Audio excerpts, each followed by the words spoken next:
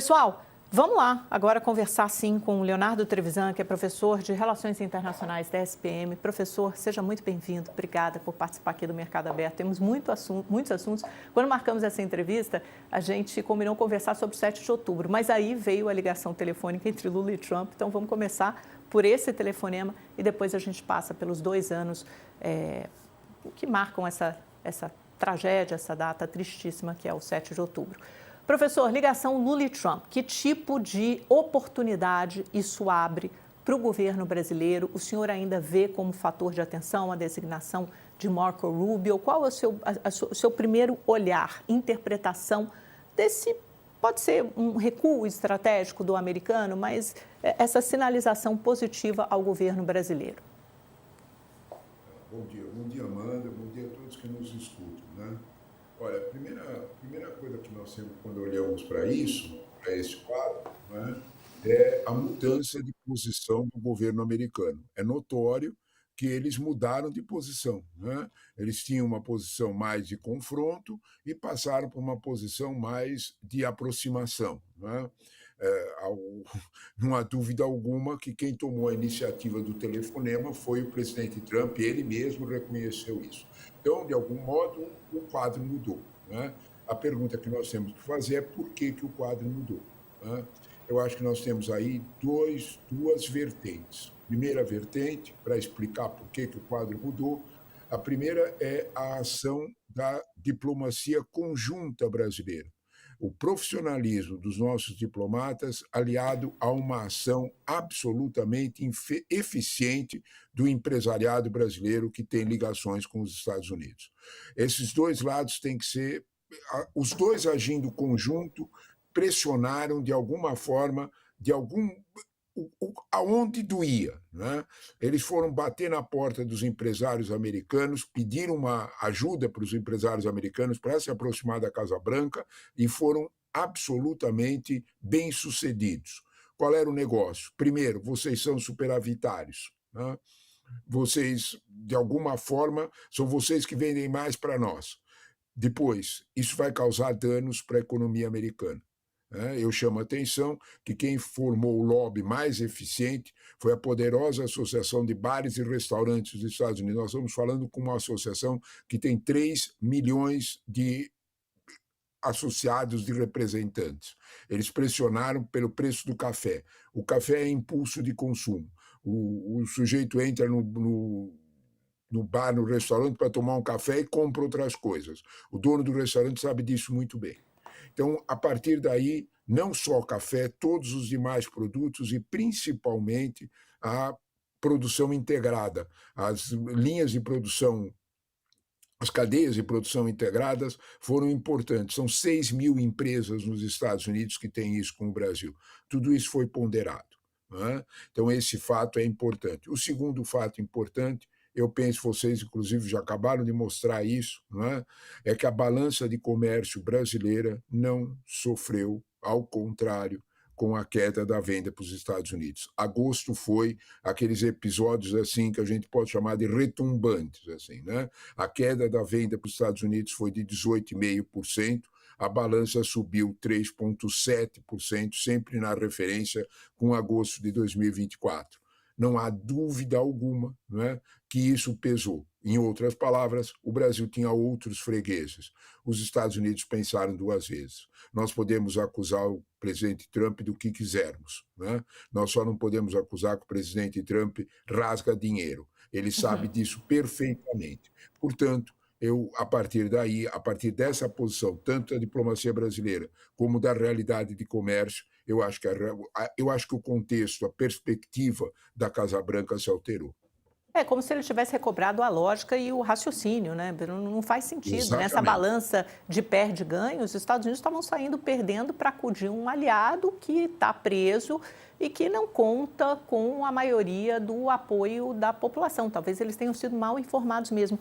Agora, professor, a designação de Marco Rubio, né, que foi uma Sim. parte assim muito repercutida ontem. Isso é um sinal negativo, envia um sinal negativo, ou como diz o Itamaraty, é o normal, afinal de contas, ele é a pessoa encarregada de relações exteriores, se bem que em muitos outros casos quem cuida das negociações são Robert Lutnick, secretário de Comércio, Jameson Greer, né, do departamento ali responsável pelo comércio também internacional dos Estados Unidos, ou o próprio Scott Bessent, o ministro da Economia deles. Isso quer dizer alguma coisa? Olha, isso quer dizer sim, né? E a minha posição é um pouco diferente, né? Eu penso que, ao contrário de que a gente imagina que Marco Rubio é assim um demoninho, né? Vai atrapalhar a vida brasileira, vamos com calma, né? Vamos olhar para o passado, vamos olhar para o passado recente, vamos olhar para a realidade efetiva, né? Marco Rubio, primeiro de tudo, é secretário de Estado. O Itamaraty tem toda a razão. Né? Não há possibilidade alguma de nós conversarmos dispensando toda a estrutura do Departamento de Estado. É impossível. Né? É com ele que nós temos que conversar mesmo. Né? Tá tudo certo. Segundo ponto, né? Marco Rubio talvez não seja exatamente o que está se contando. Vamos aos fatos, Mamanda. Né?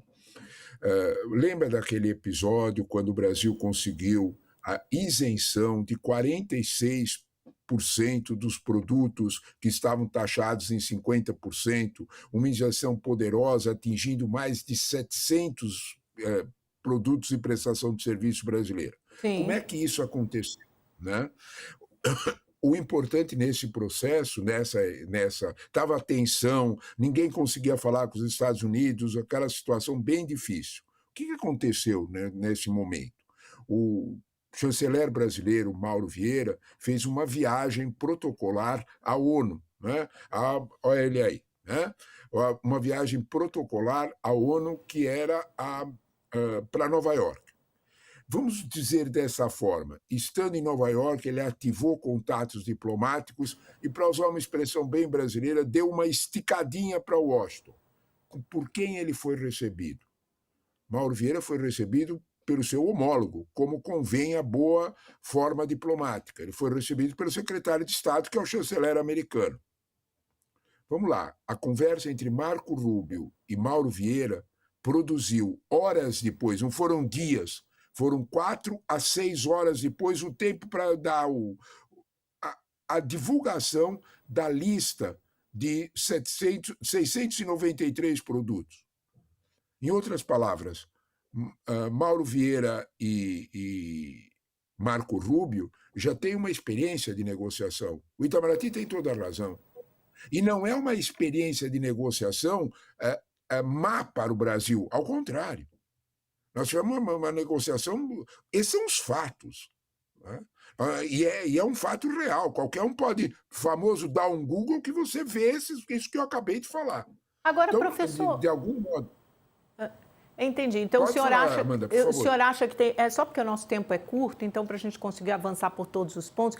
E o senhor acha que, assim, quando você sentar efetivamente na mesa de negociações, o que estará sobre essa mesa de negociações e onde isso pode nos levar efetivamente a reduzir essa tarifa? Como os 35%.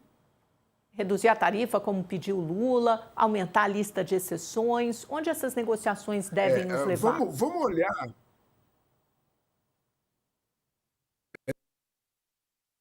Vamos olhar o real, né? Acho que caiu. Não, tá. Estamos te escutando, professor. Alô? Estamos te escutando. Alô? Pode seguir. Oi, voltou. Voltou? Voltou. Tá ótimo. Então vamos olhar dentro dessa tua linha, né? O que é que muda? O que é que nós temos para recuperar com os americanos? Né? Aço e alumínio, e muito difícil, isso não é uma frente com relação ao Brasil. Isso é uma decisão estratégica americana que Inglaterra pegou Japão, pegou Coreia, e não adianta porque os americanos vão fechar o mercado de aço.